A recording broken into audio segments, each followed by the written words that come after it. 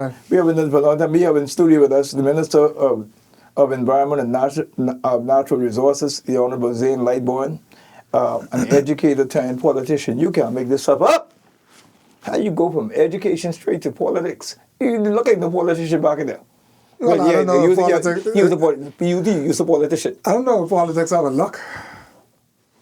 You ain't the politics have a luck? No, I think anyone from any walk of life... Fred look like a politician, man. Right. You only Fred like a politician? I think the Fred is a politician, therefore. Well, you know, if the depends on if that's your, measuring tool. The standard. Politicians don't have a look. I think politicians I can line off a whole generation, 2 generations of politicians, none of them look alike. Boy, Christie looking a politician, Perry Christie looking politician. Look, can you imagine Perry Christie doing anything other than politics? No, I got your point. No, man. Well, listen, man, I want to say good afternoon to you. You've been in this thing now for just over 4 years, and how has it been? It's been great. It's an awesome opportunity I don't take for granted. I always wake up in the morning and thank God first for every opportunity that He has given me to lead, to showcase my skills and talent, that someone or some people saw something in me to cause me to be believed in. I asked Him to shine His light through me so that others will give Him the glory. I also ask Him to remove stumbling blocks and surround me with people that I can help and that can help me and that mean me well. And so I think that every day I wake up in a profession that I chose is a blessing on me. And so I thank the people of Yamacraw and the people of this country who express every day their desires for a progressive country to move forward, and who hold me in some type of esteem to be capable and credible to help in that particular move or that movement. You've had there are very few persons. If you're listening in Turks and Caicos Island, if you're listening anywhere in the Bahamas, that's the voice of Zane Lightbourne, the Minister of Environment and Natural Resources here in studio. He's also the acting president of the Bahamas Union of Teachers. Zane has been an educator for a very, very long time. He has shared his love for not only young people in this country, but also his love for teachers here in our country. He has stood up and he's fought tooth and nail for the rights of teachers, the salary of teachers. He's been fighting for a very long time.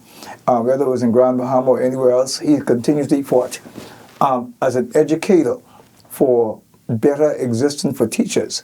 And I want to say this to all the persons who want to get into politics and who want to understand how politics go. There can never be destiny without history. David became king after he killed Goliath. Do something first. There are a lot of people who see something, not because they see it as empty means any butt should sit in it. That sound for you. That sound right? Not, I gotta use the word but, because this is a... Yeah, I think they understand you. Not because the seat is empty means and what should go in it. Right. And so there are persons who would have done something first. And then that value is transferred. History then produces destiny. And when you've done nothing, you should continue doing nothing wherever you are. But when you have taken on the mantle of public service, the country can no longer demand quality from persons who are not qualified. We've done that down long enough. But this young man, and I could say I would have vouched for Zane Lightbourne, not because, and this ain't no pop-up show, but I know the brother a little bit, and the kind of work that he would have done historically. Forget Parliament, man. There's some people who have done something, and I know a little bit. You walked out of education, and you took your talent. LeBron took his in South Beach. You took your talent into the political arena, and Yamacraw became the inheritance. How is Yamacraw? Yamacraw is doing great with much work to do. Much work have been done.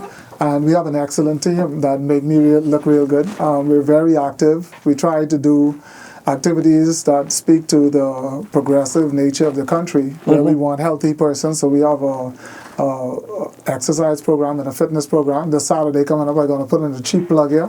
We have a Zumba and outdoor fitness gym by Bull Fitness. Oh, yeah?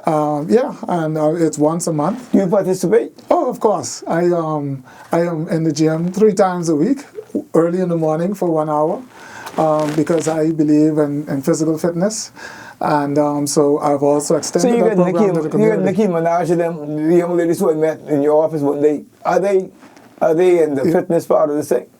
Her name isn't Minaj. She isn't Nicki. Minaj. It's Nicki Moss. Yes, Nicki Moss. It's Nicki Minaj. Nicki and Minaj. A Minaj. Yeah, okay. Minaj, yeah, but I got you. So, Adrian, you're still a little mischievous, but a very intelligent fellow, and I commend you for this show. Thank you so much. I think that you're an excellent host. You bring background with you, and I'm not just saying that the nation, when they hear your voice, they can hear that there's substance to the voice, and I appreciate that. Thank you, man. But you always have a sense of humor, and I like that too. I think that is actually the ability. I'm so crazy, man. To be joyful and to spread joy. Yeah, man. Keeps you young. So the constituency of Yamacraw has been one that has always been diverse in its makeup. Mm-hmm. You have lower income families to the wealthy. Mm-hmm. And so you have to strike a balance there and find things that everybody is interested in. So we've been very active. Everybody wants a clean environment who mean well for their country and their family. And so we've been very active keeping Yamacraw cleaning it up, making it better than we've met it. We have educational programs for the youth. We have a STEM program. Explain the STEM program. We have some young people that are exposed to STEM as the science, the technology, the math, the engineering. Yes. And we've even added art to it, so it's more STEAM than STEM. Mm-hmm. We expose young people to use their creative minds to create something, to solve a problem, to think of something in science or something that can be solved by science and creativity and a mix of math. And to create that something. So this Christmas past, we used the STEM program for children to create decorations for their homes. Mm-hmm. So they were able to take a battery. Mm-hmm. They were able to take some paper and some tape and just some little mechanical tools and get a Christmas tree to light. All right, to just start a light on the That was crazy good. So they got involved in something that was joyous because it's a Christmas affair, and then they made light, and so they made an LED device of just some simple things that they had laying around. We provided the rest of it, but that was an idea that was born out of a young mind. So we give them things to do. I've worked with Aisha Bo in a program that she has she had at St. Andrews this summer, and that too is a STEM program, but she is a rocket scientist. She's a space scientist from NASA. Wow. And our country is very proud to have her as a female space scientist who actually went to space. And I was there when the rocket went up. I went to support her. That's crazy. I had the opportunity to represent the country for that, and her grandfather, who was Forster Bow. Yes. And it was so surreal because you're standing there and speaking with persons like Oprah Winfrey. Yes. And people like Jeff Bezos, and just having a normal conversation, but knowing that there is a bigger. Well, you remember Jeff Bezos back to town. They could use a couple of dollars from Jeff Bezos. Boy. Well, we always welcome, and Oprah has somewhat of a. This is like a second home for her. Yeah, she would love Up The Bahamas. Yes, and so we know that the rest will come. Many want to come. Yeah, man, they want to be the Bahamas. Just the composition of persons in your constituency, in terms of age, the elderly. How do you measure youth versus age in the constituency? Well, youth is, to me, identify a particular body, a particular group. But when you're talking about feeling youthful, that could be anybody. Mm-hmm. So we have programs that take age into account. Mm-hmm. And let me give an example. I wanted to open an urban renewal center in Yamacraw. I got a lot of pushback because it wasn't priority. So, some colleagues fight and say, in the city, we've been waiting a long time and so on and so forth. Yeah. But I got to fight for my people, right? So I identified a building I was able to convert that building. I asked the Prime Minister for the building. Obi Wilscombe, the late Obi Wilscombe, who was a good friend of mine and yours, I know. He was the Minister of Social Services at the time, and it was a building that was actually owned by Social Services that wasn't in use in Elizabeth Estates, and or the Yamacraw part of Elizabeth Estates. And he would have agreed to give me the building. But before we had a chance to formalize the transaction, he would have unfortunately passed away. So during the time, the PM, the Prime Minister, who held responsibility until he made a decision on that, he agreed with myself and Keith Bell at the time. We went to him and said, we'd like to have this building for a renewal. And Keith agreed that if you don't do this, I'll get this done with you. Wow. And so that the program there is a seniors exercise program that all of the urban renewals now have, where seniors can come together to exercise on Friday. They can come together to learn things like sewing, to do other programs within that building. And then in the same building, you have young people, homework assistants, and they're taught certain crafts in that building. You're more in your constituency, more 50 and older or more 50 and younger? It seemed to be 50-50, but however, it seemed to be more 51%, 49%, the older persons being the 51%. Interesting. And so many people in the area own their own homes. And home ownership is big with this progressive government. We boast that we have brought more homes out of the ground and caused more young people to have home ownership than any administration in recent history, because we know in the last decade we have only seen this government build homes. The former administration wasn't able to give people the joy of home ownership. They said they wanted to do something, but there's a difference between wanting to do and actually action. They're critical. That's critical because we're in a major housing crisis in this country.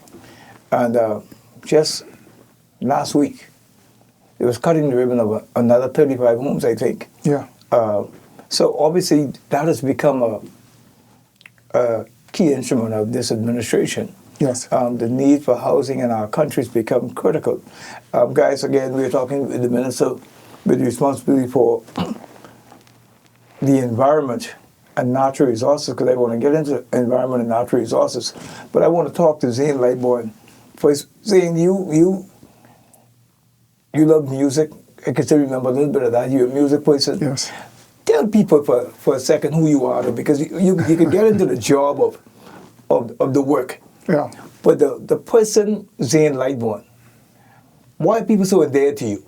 Why are people, because you seem to be, from my guesstimation understanding, one of the young persons who is in the up and up in the Progressive Growth Party, but also in the country. People seem to be endeared to you.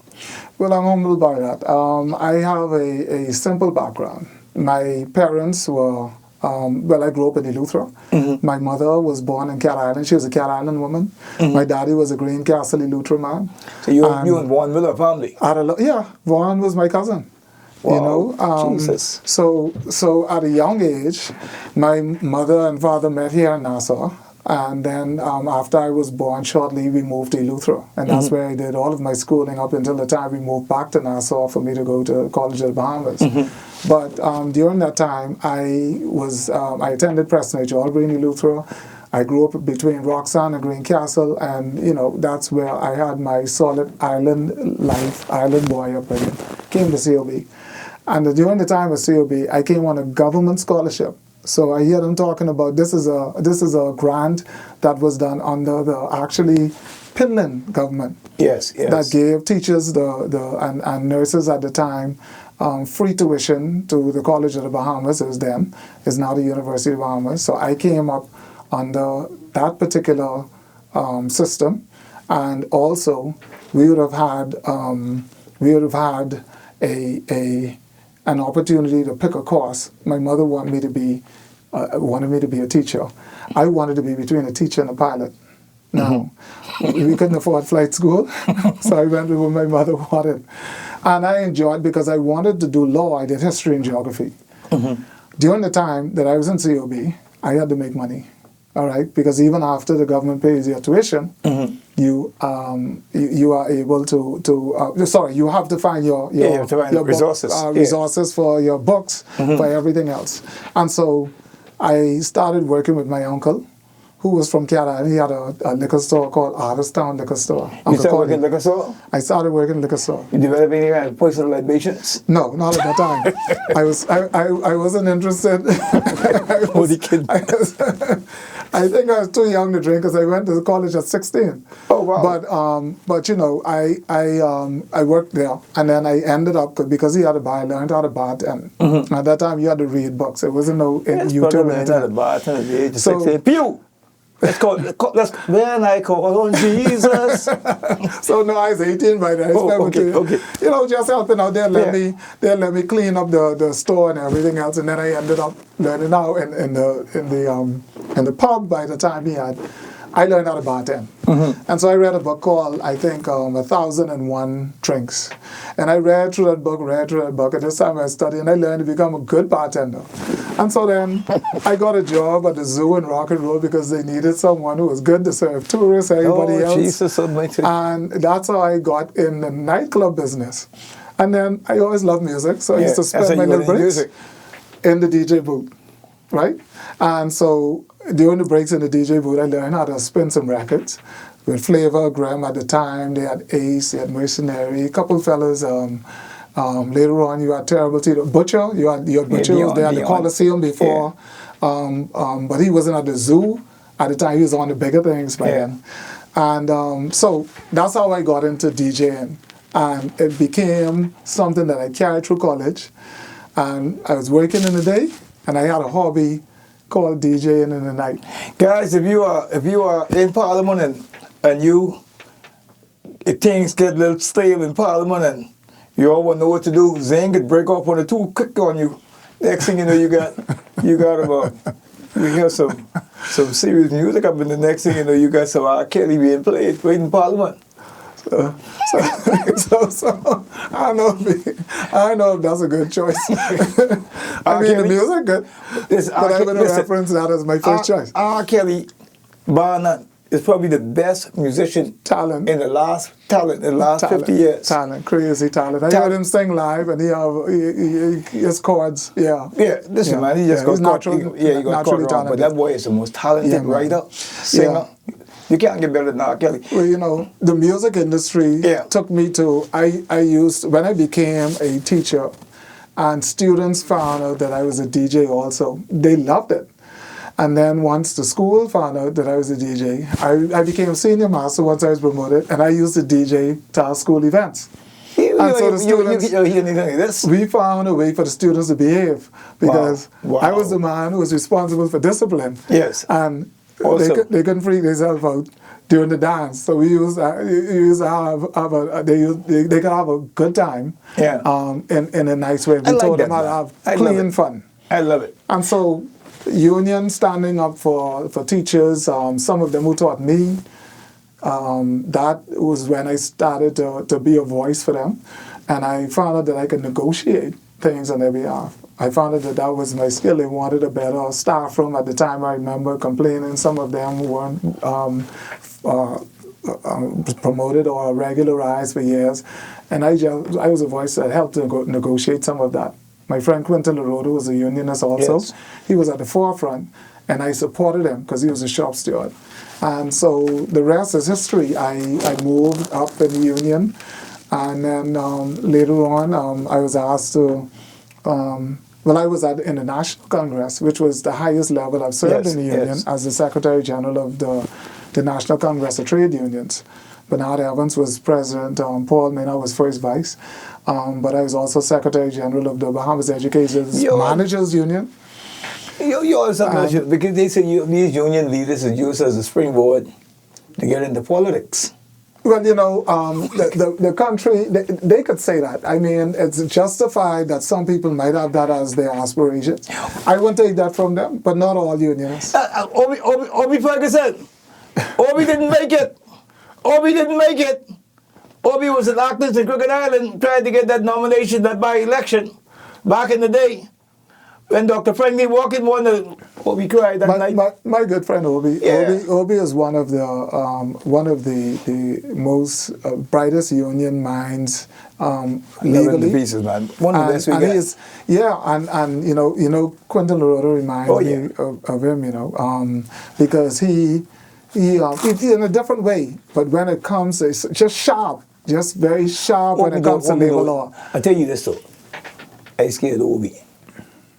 I'm very much afraid of Obi. I had Obi on a couple of occasions, but I'm afraid of Obi. It's like, I'm going to have to start right now. Then when I go to Obi, I have to put a date on it and tell him something. Because when you go back to Obi, it's a little different talk. I going to take a break. But Obi slick. Obi slick. Obi will tell you something one day.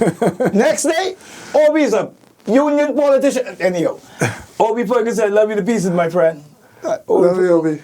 Yeah, that will be. Let's take that break and we're going to come back. We're talking about the environment, and then this people trying Kentucky boxing. They can't. I want to talk about that because Minister Lightbourne, we can put a beating on some of these people because you can't have people at tourism coming here to a dirty nation. Let's see if we can fix this people because they ain't Bahamian. They can't be Bahamian, man. Let's take a break. And after the break, guys, more from the future here with Minister Zane Lightbourne on ZNS 104.5, 1540 AM.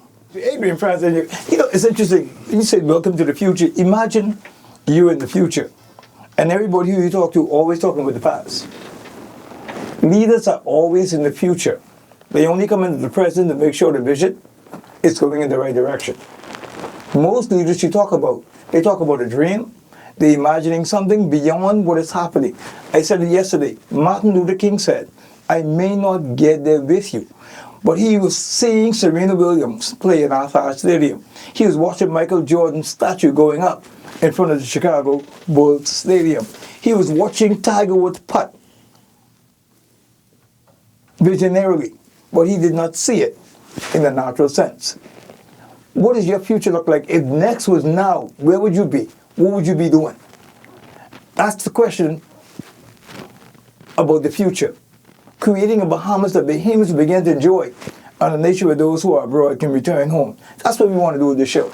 We want our people abroad to say they want to come home. They won't walk in the sun.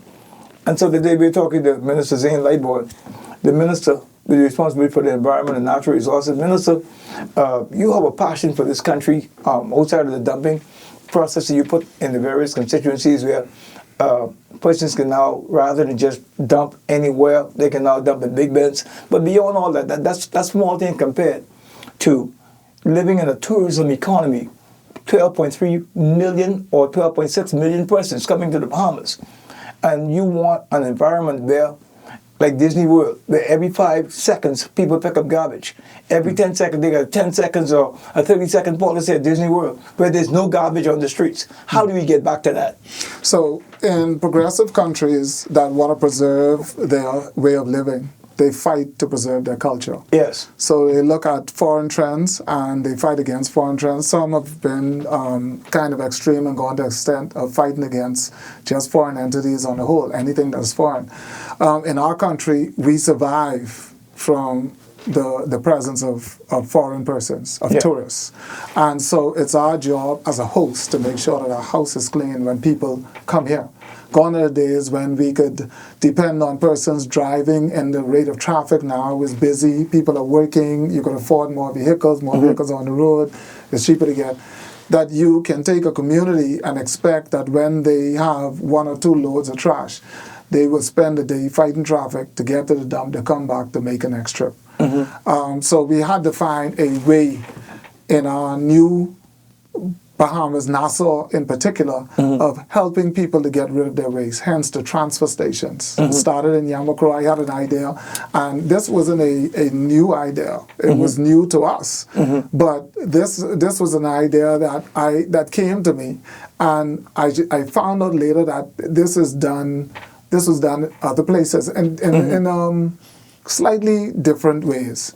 But so we want the country to become aware, because I wanted my environment, my community, my constituency to become aware that you don't have to dump your garbage in bushes. It affects you. Gone are the days when you dump your trash in the ground and you say, okay, just bury it and we could be okay. It seeps into your water table. It makes you sick. There are proliferation of mosquitoes, of rodents, of rodents that cause diseases. Mm-hmm. It's an eyesore. It's just unsightly, unhealthy. Yeah, and so, it's nasty. And downright nasty. And so what we had to do was cause not only these transfer stations to come in existence where we take your bulk waste for you. We still have residential collection, mind you. So this isn't garbage that's out there that smells. This is bulk waste that we take in the transfer stations. Yes. You put it in a big bin. It's in one location, and then you take it. We take it to Howard Road for you. And so we found that this was working, and less people dump in the bushes. Now we still have too much dumping in the bushes still, but it has decreased it by more than 60%. My God, that's good. And what we want people to understand too is even though green waste is biodegradable, right? We have a lot of palm trees, we have a lot of coconut trees. Mm-hmm. Taking the coconut tree branches that become rotten or the palm trees that become rotten and throw in the bush is a form of littering, and that's a good hiding place for rodents. So how do we you talk about the penalizing process because it requires a penalty. Sometimes you have to send a message. Yes.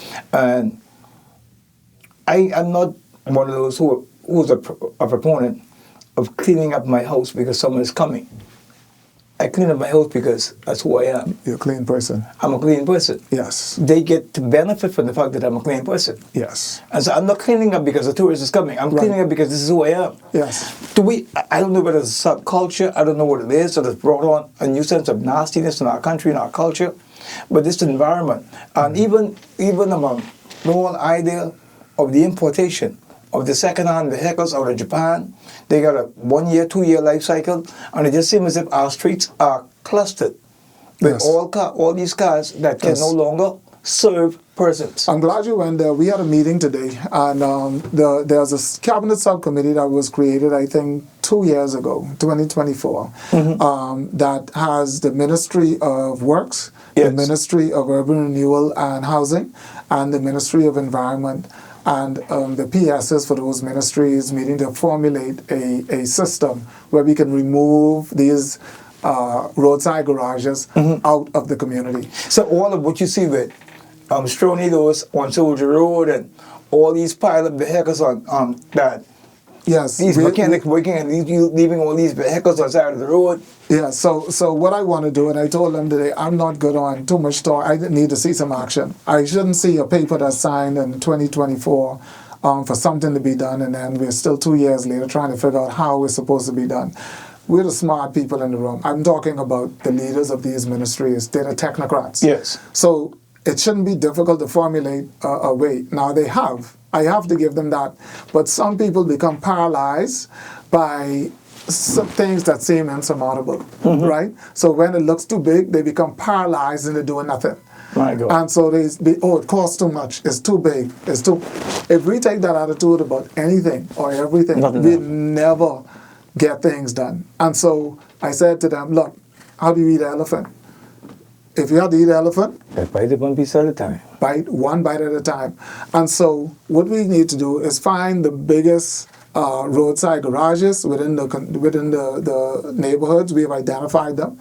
You call some of them, and we are now we were able to get a parcel of land, enough acreage to move them and others out of the community into an industrial zone. What kind of time are we looking at? Well, I want this done.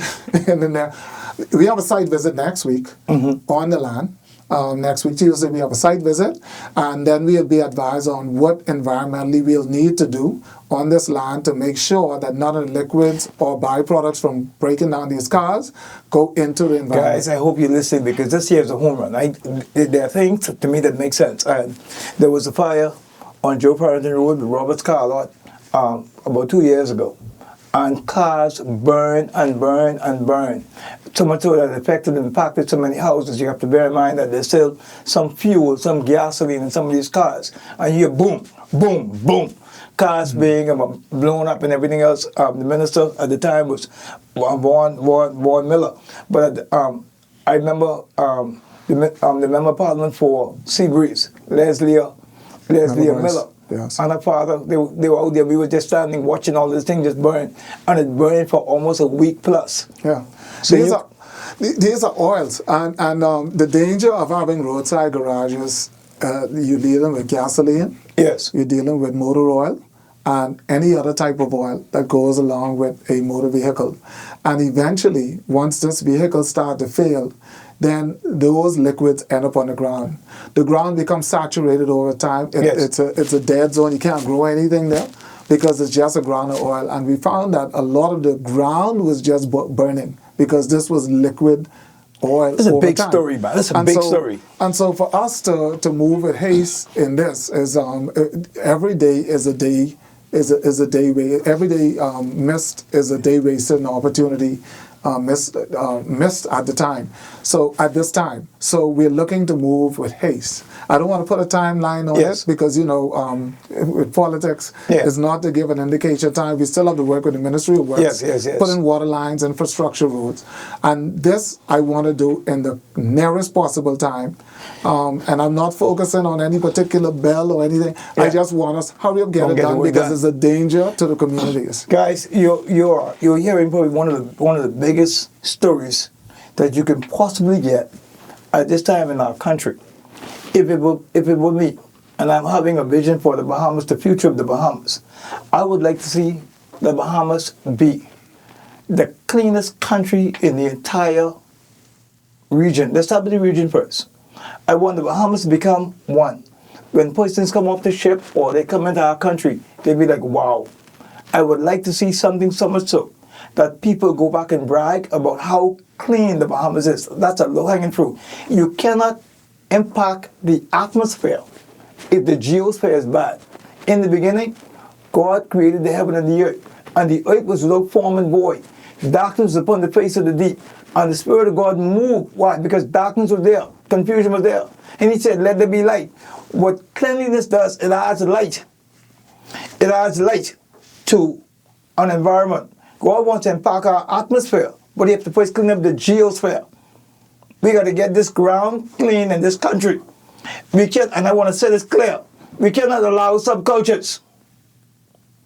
We cannot allow subcultures to come and change who we are.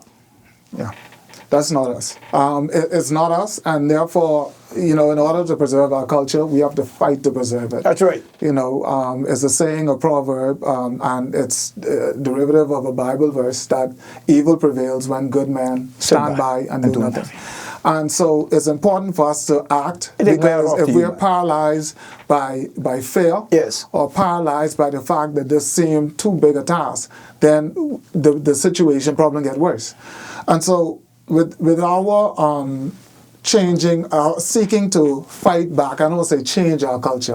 We want to fight to get our culture back to where it was. When we didn't have grass on the ground, and when there's only dirt, we used to take the coconut palms and sweep that. And because you wanted to see the stripes. Yes, the lines. God, that's when you know it's clean.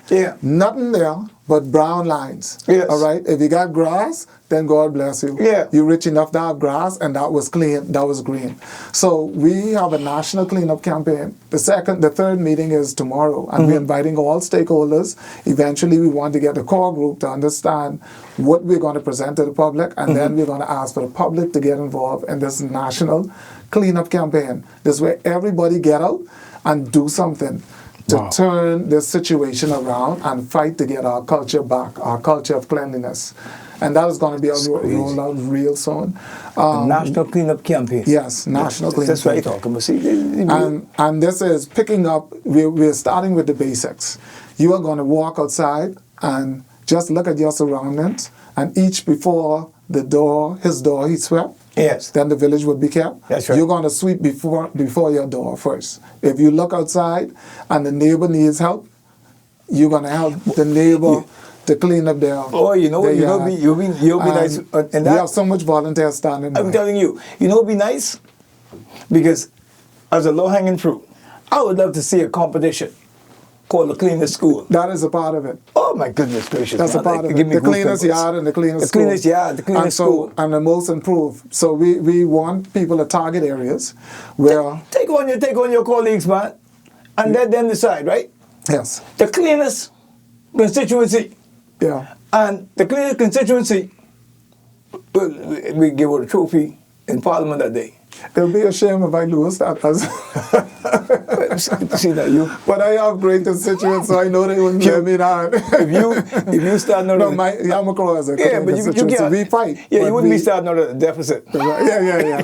We wouldn't be starting out at a deficit. We are doing our part to make sure that we walk the talk. And so I understand that this seemed it seemed too much for us, and it seemed like somebody got to do it. But we are of the belief that we have to do it. We are that somebody. This is a priority. Let me tell you why this is a priority, Minister. Mm-hmm. This is a priority because you cannot get to the biosphere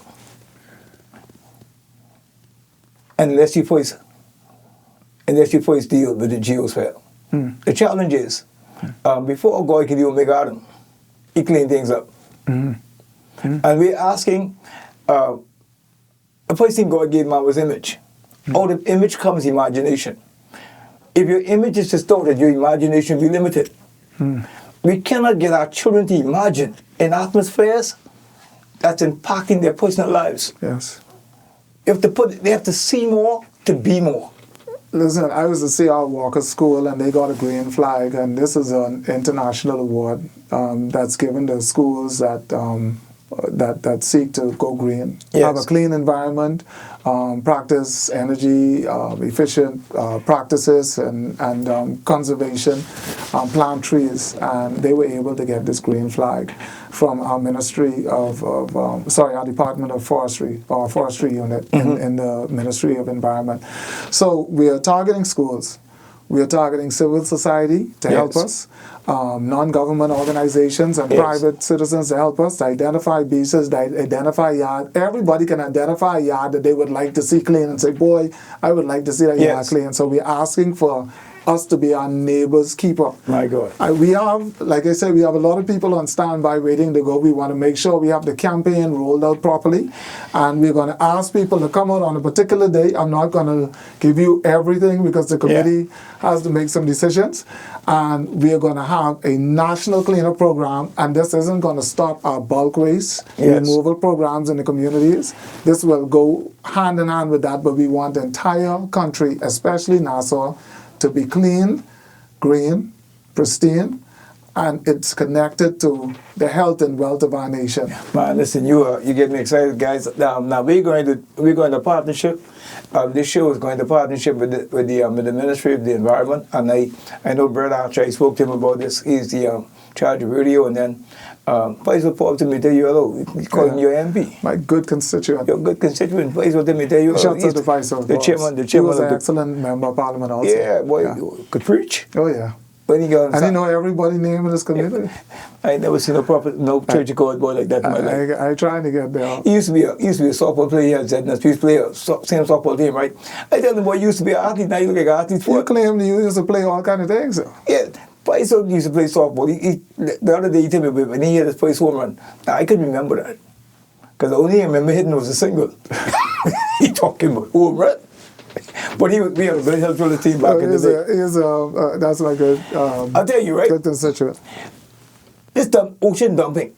You got to come back here, man. We run out of time. This ocean dumping stuff, man. We have to get this. There ought to be something that works for us. There was an oil spill during Dorian in Grand Bahama, and that oil spill, I don't know whether we successfully addressed that yet, because I understand that some of the oil is still in the forest in Grand Bahama, and I would like to, when you return to the show, I want to talk to you about that level penalty, whether it's the ocean dumping and all those kind of things in the environment. I'm going to have Prescott Smith. We can do a show together with Prescott next time by himself, because I saw where he called in. But I want to talk about some of the things that actually bring remuneration, because Equinor is the company in Grand Bahama where they had the oil spill. And I don't know whether or not under the last administration, whether we ever got the right compensation for that oil spill. Well, let me give shouts out to Prescott, who is always fighting. Yes. An excellent steward of our environment, and he's always fighting internationally and Yes. otherwise to get us more support to help preserve our environment, restore some of our environment. And he works very closely with the Ministry of Environment. In the short time I've been there, Yes. he have reached out a number of times, and I rely on his expertise and his knowledge in certain areas for us to be able to do more in this field. As for this ocean dumping, the cruise ship industry, and I know we're running out of time, but the cruise ship industry I've met with twice since being in office. And I made that priority to have a meeting with them just so that we can greet. They had asked to meet so that they can introduce themselves to me as the minister formally.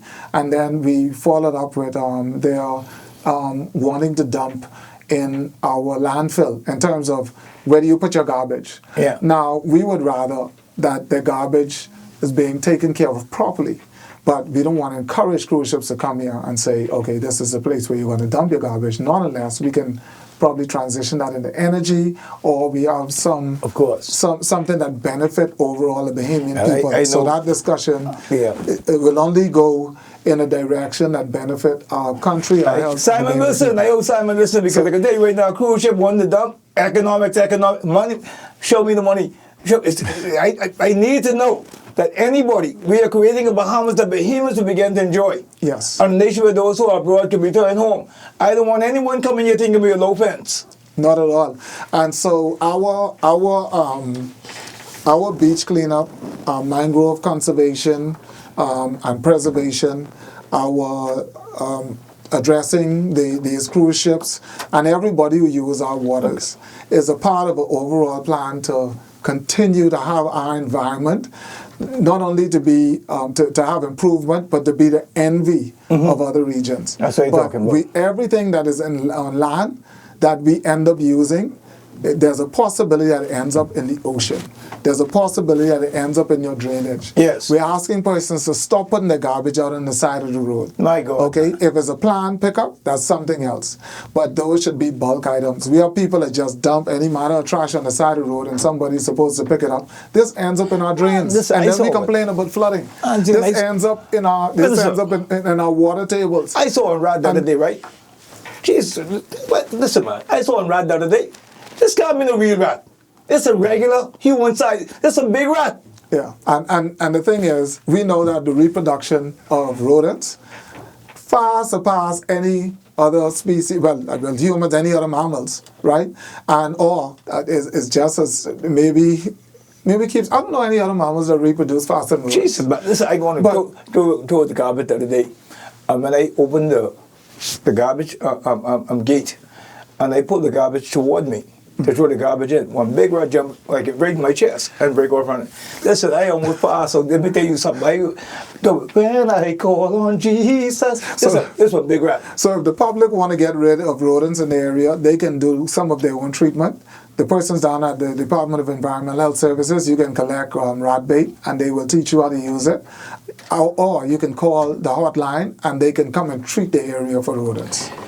Whew. Listen, man, I talk fast because I know we're out of time. But listen, man, whenever you wanna come back to the show, I gotta tell you, you have an open opportunity to come back because I want. They got two fellas. Barker's Road is going to be here tomorrow. But they got two fellas tall as you. Barker's Road will back you right up. You talk about basketball, Barker's Road will dunk on you. But Barker's son beat him the other day. But Barker's Road, my money on Barker's will be here tomorrow. We on the same team. We on the same team. Yeah, I want to see you all one-on-one. Yeah. Barker's, I want you to take him on, Barker's. Shouts out to Yamacraw. Shouts out to my wife. Shouts out to my children. Shouts out to everybody who was a part of Team Z and Yamacraw. Shouts out to this progressive government that continue to listen to the Bahamian people and fight for real results. I think that this is, I appreciate you having me here, Adrian. I'm going to come back because this is a national program. We need you on board. No, Yamacraw have a lot to talk about. Let's get that Farmers Market Saturday, Zumba Saturday, and we're doing a registration drive. If you want some eggs from one of my farmers, you get free organic Bahamian grown eggs if you bring your voters cards to showing that you're registered on again, Saturday, Yamacraw. This is for Yamacraw. Again, give me some eggs. Listen, man. Nikki Moss. Nikki, yes. Good afternoon. Listen, I'm on here. I blame Brad Archie for this, man. On the money next.